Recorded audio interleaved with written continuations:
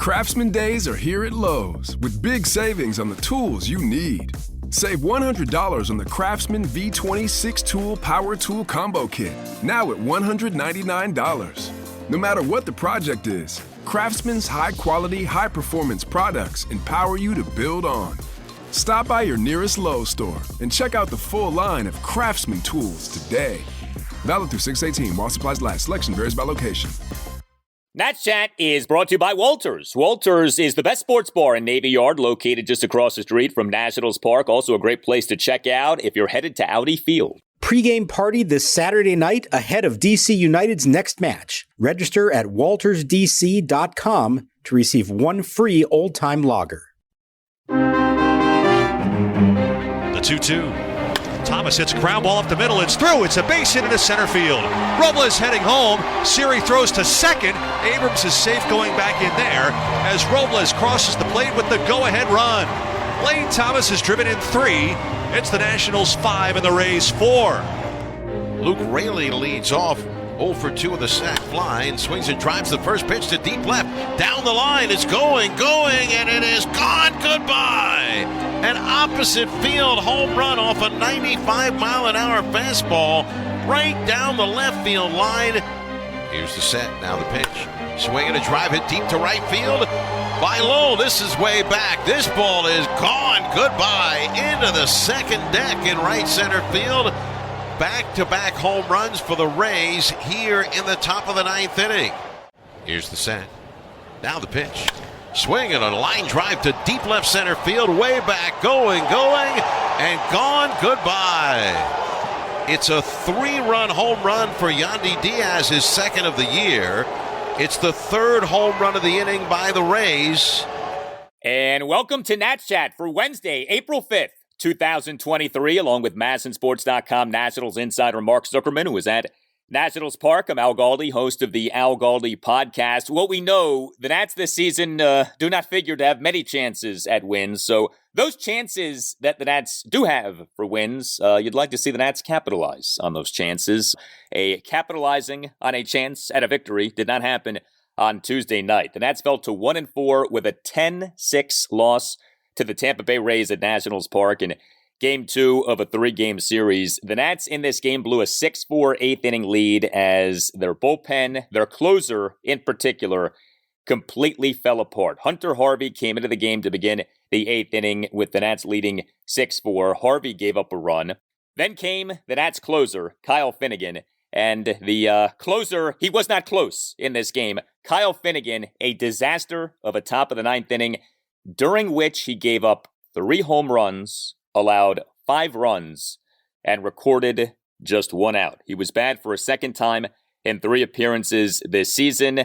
And Mark, you know, even in a rebuilding season, some losses sting more than others. And this loss on Tuesday night, the loss stung quite a bit.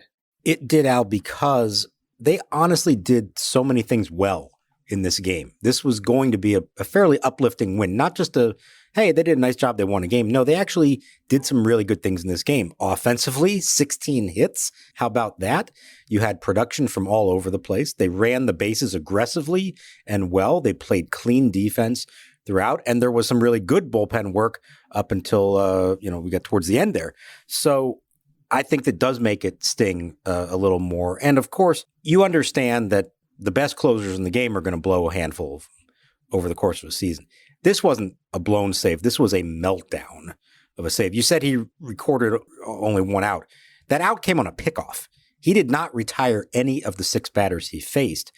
It didn't really seem like he came close to retiring anyone. The 3 home runs he gave up were on 3 different pitches: fastball, splitter, slider. He had nothing in this game. And, I get it. Everybody's going to have their off night. It happens.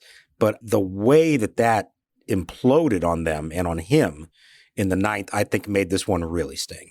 No doubt. And, with Kyle Finnegan, it's not like there's a lengthy track record of great success. He is a work in progress. And one of the things that we're really coming to know with him is that the good is really good, but the bad can be hideous. He's kind of like a graduated version of Wander Suero. Like, he's Kyle Suero. When he's good, he's good.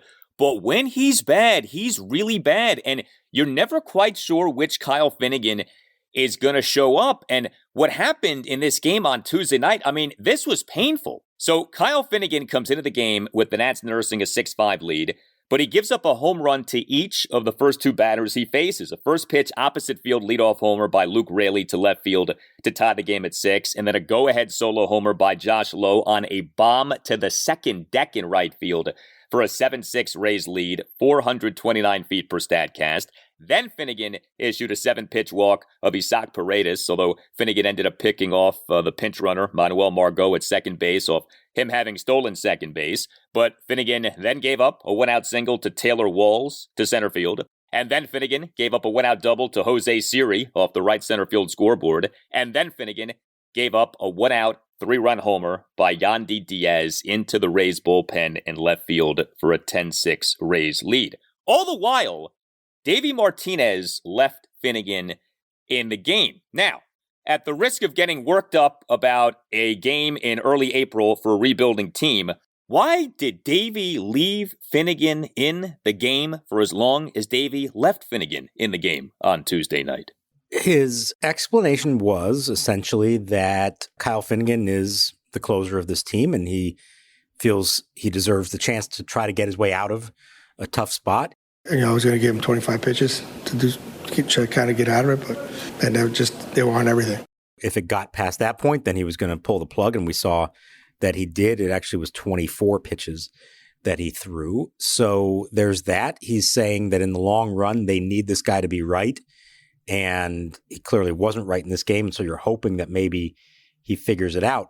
Two issues, I think, here. One, as you alluded to, and we've talked about this before, when he's off, you kind of know it. And he has not really shown an ability to figure it out as an inning plays out. He gave up homers on all three of his types of pitches. Everything was down the middle. So nothing was working for him in this game. And this didn't come out of nowhere. He had a rocky opening day appearance. Didn't have the greatest spring. I mean, relievers in spring training is always tricky. You don't really pay that much attention to it because you can't simulate the high stress, high leverage ninth inning of a close game that actually matters, and you're not facing big name hitters usually. So you disregard some of that, but there's not a lot of body of work there to tell you, okay, he's in a good place right now. He has not looked all that great. So there's that. But the other problem with it is, if he was going to pull him, who was it going to be? Hobie Harris, a rookie who's got one big league appearance. And unfortunately, the way they've designed this pitching staff and their formula for success, you get 5 innings from your starter. That's about all you can ask for, especially when it's Chad Kuhl. And then what do? You go to the A bullpen. So it's Erasmo Ramirez, Carl Edwards, Hunter Harvey, Kyle Finnegan. Who's left at that point that you really trust in what is still a competitive one-run game? So I understand probably what's going through his mind as this all plays out, but I keep coming back to this idea of we've seen it before with Finnegan. When he's off, and there doesn't seem to be a whole lot of reason to believe that he's going to figure it out before he leaves the mound. I mean, I would think the Nats not having an off day until a week from Thursday may be factored into the decision-making as well. But, to me, it's like, okay, Davey operated with extreme urgency when you look at how he managed the 6th, 7th, and 8th innings. He used a different reliever in each inning. Like, Erasmo Ramirez only faced 3 guys in a perfect top of the 6th. Carl Edwards Jr. only faced 3 guys in a perfect top of the 7th. You could have kept Ramirez or Edwards in for another inning. In the event that Finnegan struggled, then you go to someone who is not yet pitched. Now, if you want to tell me, hey, it's a rebuilding season, okay? Kyle Finnegan, if he struggles, needs to work his way out of the struggles as part of his development. Okay, I can actually accept that. But that's not the way that Davey handled the 6th, 7th, and 8th innings. Davey handled the 6th, 7th, and 8th innings with, again, urgency, with a little bit of tempo, with, hey, we go from Ramirez to Edwards to Harvey to Finnegan. Like, we're trying to win this game. We're trying to lock down this game. So if that's the approach, as Kyle Finnegan is sinking in quicksand, I mean, he did not have it. And I think that that's one of those things that you can say to almost every reliever. Like, he either has it or he doesn't. And with most of these guys, when they don't have it, you know it. And it is so rare for a reliever to come into a game, not have it, and then all of a sudden discover it. Like, a starting pitcher can maybe do that. Heck, Chad Kuhl kind of did that on Tuesday night. But with these relievers, like, you have to be almost militant. If you don't have it, you get them out and you get the next guy in. Now, again, rebuilding team, early April, I understand all that. But, I'm watching that and I'm like, Does Davey know he can come out and pull Finnegan? Like, Finnegan looked bad. And to the extent to which you can read a player's mind, he looked like he didn't believe in himself. His body language was off. He was getting hit hard. I mean, this was the definition of not having it. Yeah, I agree with all that. And, I don't think that Davey, whether he should or shouldn't, but I don't think he is necessarily viewing a game like that within the prism of, well, it's a rebuild, so it doesn't really matter, or it's more important to let a guy try to figure it out. I don't think that's the way he thinks about anything. I think he's trying to go 1-0 every day. That's the way he manages, the way he lives his life. And looking back on this, Erasmo Ramirez throws 11 pitches in a 1-2-3 sixth inning. We know he's a guy who goes multiple innings all the time. That to me would be the one where you could say, hey, come back and pitch the seventh, save Edwards, and now he's your fallback in case things fall apart with Finnegan. And if it doesn't, and hey, you win the game, everything's good, well, now you have a fresh Carl Edwards for the following day's game. So I think there's a good argument to approach it that way. But that's just not how Davey did it. And, I guess I understand as well, you're going to get so many chances to win a close game against a good opponent. So maybe you do fire all the bullets. But I did kind of have this sinking feeling all along in this game that even though they're outplaying them, they're not far away from blowing this thing, both because of some runs they left on the board. We can get to that when we talk about the offense. But also they set that up where they kind of used up everybody they had in the bullpen, and it was going to be Finnegan or bust in the ninth, and it was a huge bust. Absolutely. Mark mentioned what happened with Kyle Finnegan on opening day, that 7-2 loss to Atlanta at Nationals Park. Finnegan in that game in the top of the ninth gave up 3 runs, 2 earned. It certainly sounded during Davey's postgame presser like, Finnegan is staying in this role of closer. Although, it's interesting. I mean, we have seen in recent years, Davey not adhere strictly to you're my 8th inning guy, you're my 9th inning guy. I wonder if we maybe do start to see some variance and maybe Finnegan gets used earlier in a game. Maybe, a Hunter Harvey gets to close out a game, something like that. Maybe a Mason Thompson gets a chance to close out a game. But, again, I mean, with Finnegan, it's not like the track record screams that he has to be your closer. Like, there has been enough bad with him to where, I think you should feel the freedom to use him and move him around a little bit if, in fact, he's struggling. And clearly he is struggling in this early portion of the season. Yeah, and it hasn't happened yet, but I think if there was a game where they led by a run and the heart of the other team's lineup was up in the 8th, I think he would, at least prior to tonight, would use Finnegan there and save somebody else for the 9th. I know Hunter Harvey wasn't perfect, and he did go up a run himself, but in the bigger picture, I do feel like the day is coming when he's going to get his chance to pitch the 9th and get his first big league save. And if that goes well, I could see that transition happening at some point. I'm not saying it's going to happen right away. I don't think Davey, he isn't facing the kind of pressure, and this team isn't in the kind of situation where you're going to make a bold move like that, 1 week in. But if it happens again, if Harvey is pitching very well, I could see a scenario absolutely where he ends up taking over in the closer's role. Do you think if the Nats were a contending team or were believed to be a contending team, that Davey would have handled the 9th inning any differently on Tuesday night? I'm going to say probably not, because again, who did he have left at that point? You're talking about guys who don't have the track record of pitching in high leverage spots. So I think he probably would have done it the same way. There are things that he's certainly doing in which you can say he knows this is a rebuilding year and he's going to let some young guys figure some things out, all that kind of stuff. But I do think, especially when it comes late in the game and they have a chance to win a game, he's going to pull out all the stops and do what he has to do to try to win that game. Doesn't always work, and you may not agree with every decision that he makes along the way, but I think he's doing the vast majority of it with his mindset being, I'm trying to win this game, whatever I need to do.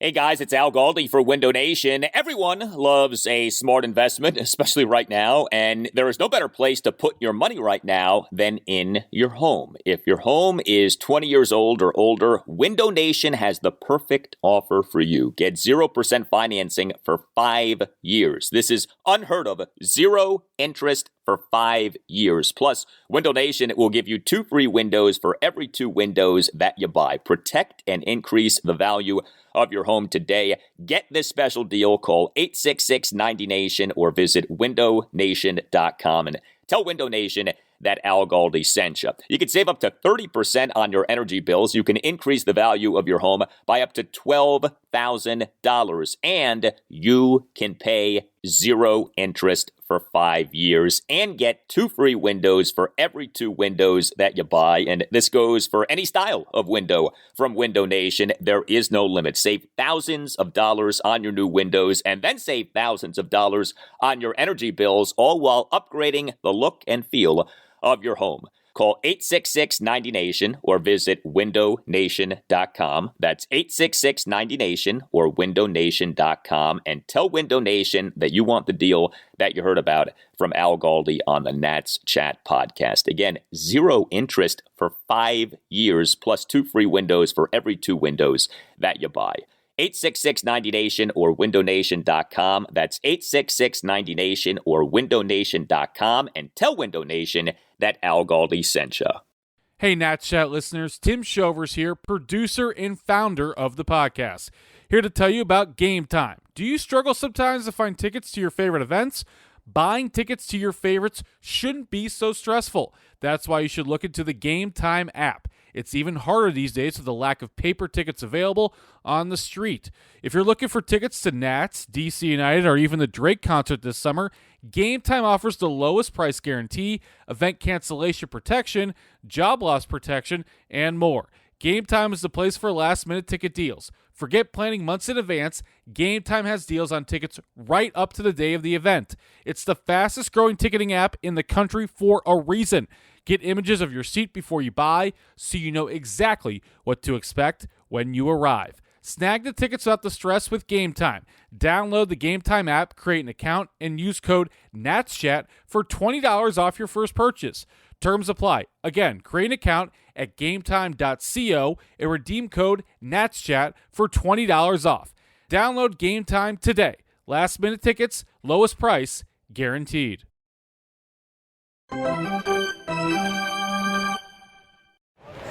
And the pitch swung on and belted to left center field. This is deep. Robles back on the warning track. He's at the wall of the Brewhouse red seats. And this one is gone. Goodbye. Tucks into the second row. Over the wall in left center field. And Jose Siri has his second home run of the year. A 2-out solo shot in the top of inning number 2. And the Rays get one back. It's now Tampa Bay 4 and Washington 2. The Rays hit their 8th home run of the young season.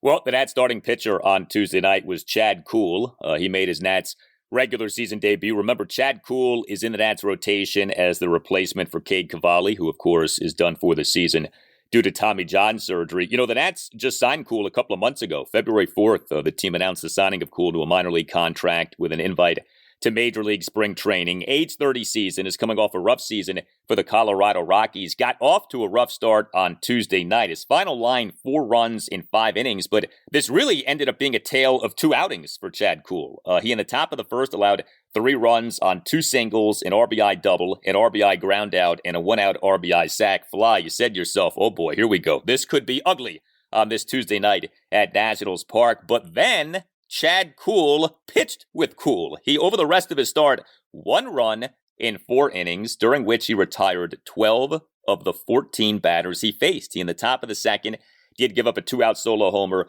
to Jose Siri to center field. But I tell you, what looked like it would be a disastrous start for Chad Kuhl ended up actually being a pretty good start when you consider what happened over his final 4 innings.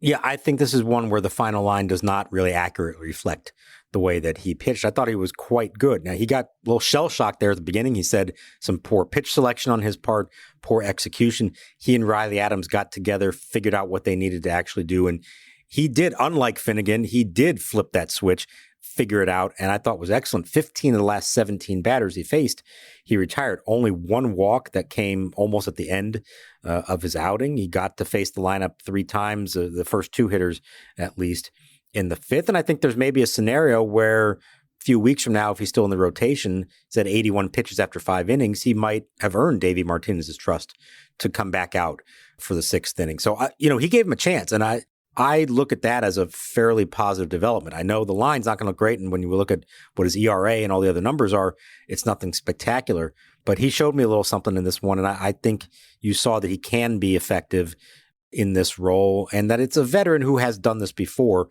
he wasn't going to let some first inning troubles completely let the thing fall apart on him. So with the Nats offense on Tuesday night, I have to tell you, I am conflicted because it was nice to see the Nats score early. It was terrific to see the Nats finish with 16 hits. But, you take a step back. The Nats had 16 hits, and yet they ended up only scoring 6 runs. Why? 13 of the 16 hits were singles. The Nats had 13 singles to go with 3 doubles and 2 walks.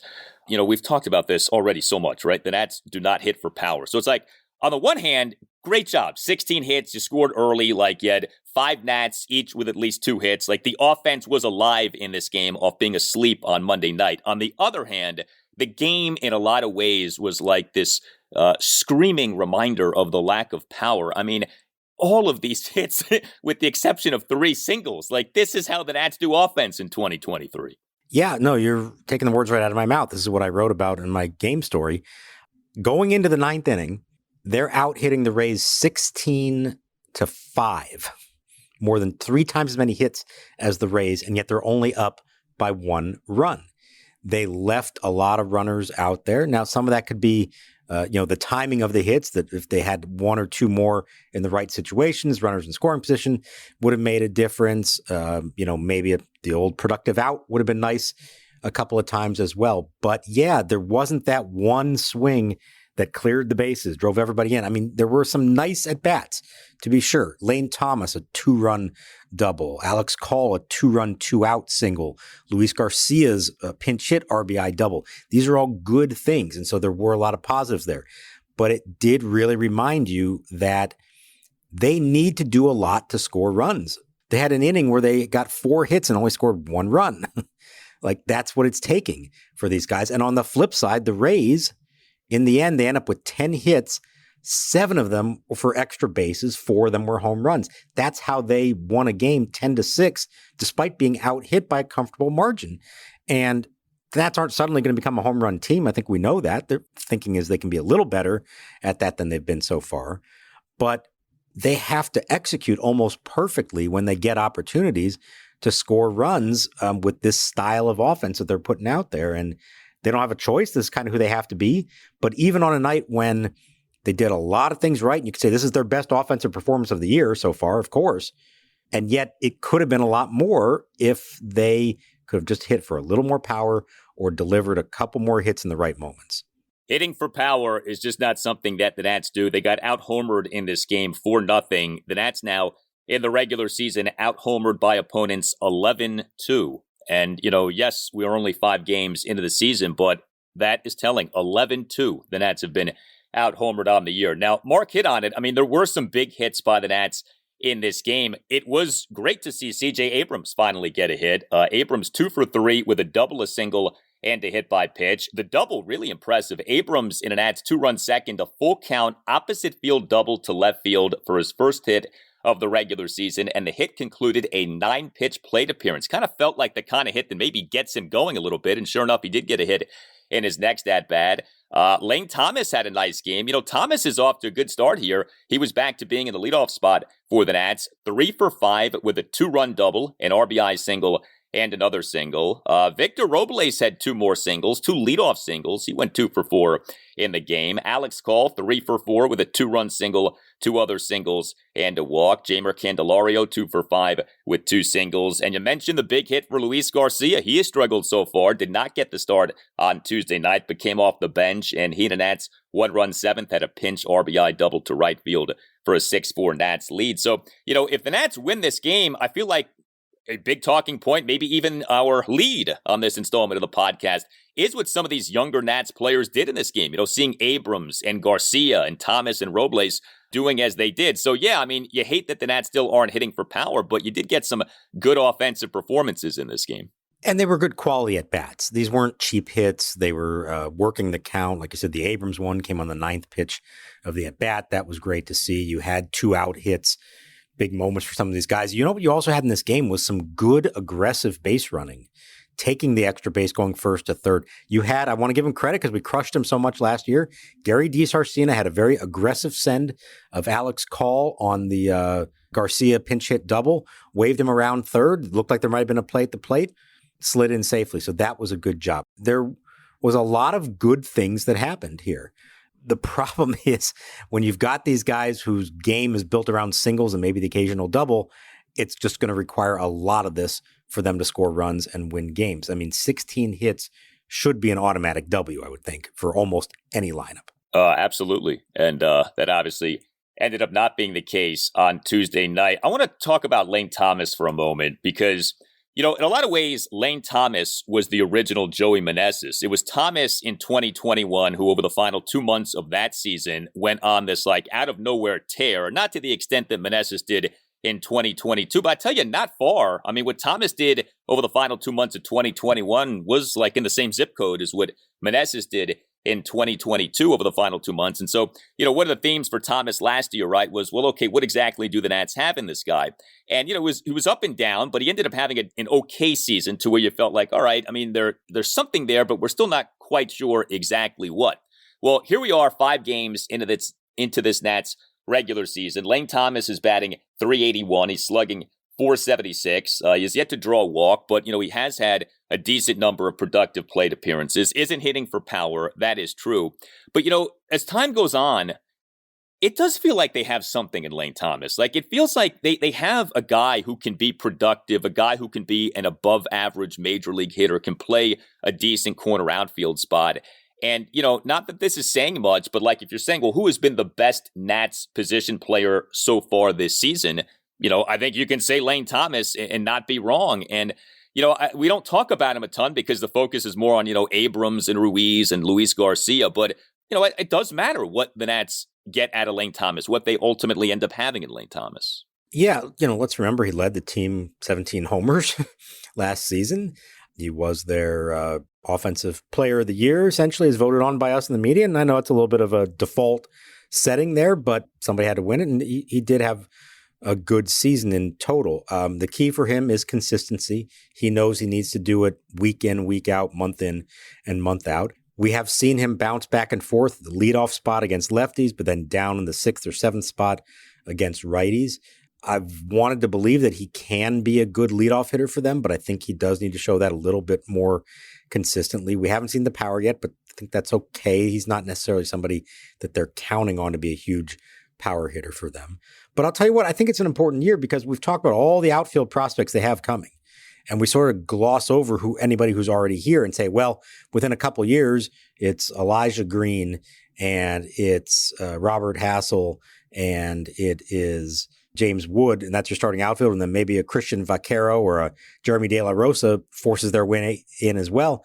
And we kind of forget, well, they do have a few still relatively young outfielders on the roster here who could retain those spots if they earn it. And Lane Thomas, I think it's a big year for him to try to remind everyone that, hey, hang on a second. You've already got a starting right fielder here. You don't need to bring in one of those kids. And I'm going to put Victor Robles in the same category. Obviously, he has a lot more to prove, but he is off to a tremendous start to the season. It continues what he was doing in spring training. And the best stat for him until his final at bat of this game, 3 walks and 0 strikeouts in the season. He finally struck out for the first time, but you know what? It was a called 3-2 pitch after he'd fouled off a few. So it was a good quality at bat. This is a different Victor Robles. I don't know. It's 5 games. We can't go overboard yet, but it's certainly nice and refreshing to see that from him and wonder if we haven't heard the end of this and maybe we shouldn't just completely write him off as being a part of the future. Well, and we have yet to have a Victor Robles boo-boo, a Victor Robles blunder. He came close a couple times on the bases, but has not happened yet. Close does not count, okay? I'm talking about a Roblesian screw-up, okay? We've become used to those in recent years. By my count, officially, we have yet to have one this year. And so if we can keep that number low, then that's progress. That is a step forward. It's tricky with the Nats' current major league outfielders because you certainly could make the case the Nats have an outfield that is comprised of guys who, for most other teams, would be 4th outfielders at best. You could argue Corey Dickerson / Alex Call in left, Victor Robles in center, Lane Thomas in right. All of those guys are 4th outfielders on good major league teams. And that may be the case, okay? That is the truth. That may be the case. But, it's also possible that you have something in Lane Thomas. I mean, if you look at Lane Thomas's stats with the Nats coming into this game on Tuesday, 770 plate appearances, an OPS plus of 111. That's a pretty good sample size. 770 plate appearances, and the OPS plus is above league average of 100. So that's not nothing. Like, that is something. And, of course, that you got him for John Lester is a beautiful thing, but it's nice to see Lane Thomas off to a pretty good start here. So that is encouraging. Well, the Nats on Wednesday afternoon will try to avoid a 3-game sweep to the Rays. We will have start number 2 for Patrick Corbin. And, Davey is using a lot of relievers in these games. Now, he only had to use the 2 on Monday night because Mason Thompson ate up 3 innings. But, as obvious as it is to say it would be nice to get some length from a starter, and as apparent as it is that we shouldn't be putting that weight on Patrick Corbin, you can't keep doing this where every game, 3, 4, 5 relievers, like, especially with no off day coming up until a week from this Thursday. So, if Corbin is going to have a lengthier outing this year, Wednesday afternoon would not be a bad time for him to have one of those. Yeah, and it may be one of those where even if he does struggle and give up some runs early, he's going to have to stay in. I don't know that Davey can afford to pull the plug early on in this one because of what you said and because they're going to leave after the game on Wednesday and fly out to Colorado, where it was snowing on Tuesday, by the way. It's supposed to warm up into the 70s, actually, by the end of the weekend. But you better have all of your bullpen available when you go to Coors Field for a 4-game series. So some length from Patrick Corbin is a must on Wednesday, and it may be one of those where even if he's not all that effective, he may have to go give him his 100 pitches no matter what. Boy, Coors Field, as we know, it is where pitchers go to die. Although remember, never forget this.